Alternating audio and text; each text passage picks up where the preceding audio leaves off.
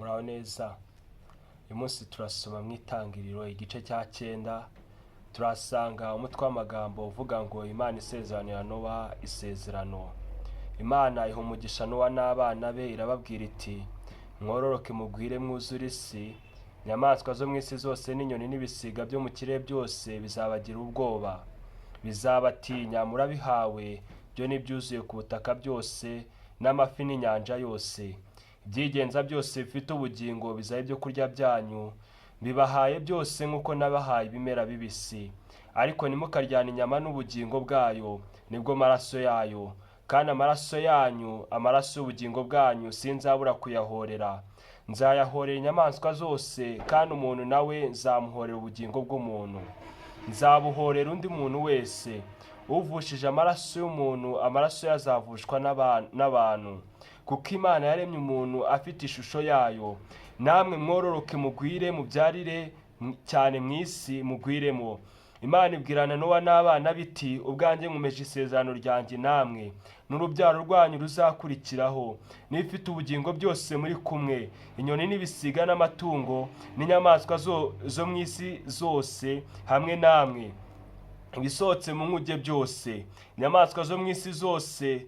Ndakomeza isezerano ryanjye namwe, ibifite umubiri byose ntibizongera kurimburwa n'amazi y'umwuzure, kandi ntihazabaho ukundi umwuzure urimbura isi. Imana iravuga iti: icyo ni cyo kimenyetso cy'isezerano nzasezerana namwe n'ibifite ubugingo byose muri kumwe, kugeza ibihe byose.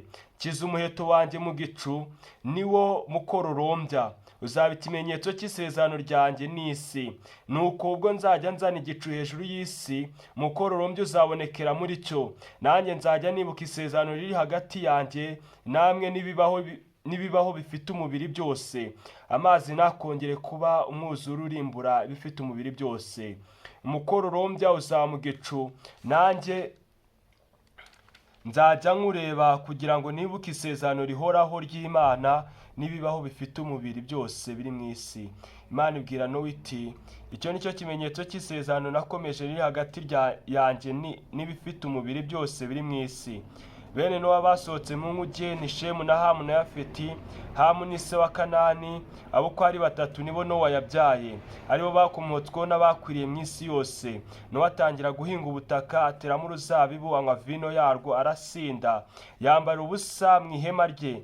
Hamu se wa Kanani abona se yambaye ubusa, abibwira bene se bari hanze. Shemu na Yafeti benda umwambaro bawushyira ku bitugu byabo bombi, bagenza imigongo, batwikira ubwambure bwa se. Kandi kuko bari bamuteye umugongo ntibarora ubwambure bwe. Nowa arasinduka, amenya ibyo umuhererezi we yamugiriye, aravuga ati: Kanani avumwe, azaba umugaragu w'abagaragu kuri bene se. Kandi ati: Uwiteka ahimbazwe n'Imana ya Shemu, kandi Kanani abe umugaragu we. Imana yagure Yafeti abe mu mahema ya Shemu, Kanani abe umugaragu we. Hanyuma ya wa mwuzure, Nowa amara imyaka 350. Iminsi yose Nowa yaramye ni imyaka 950, arapfa. Mwakire neza ijambo ry'Imana.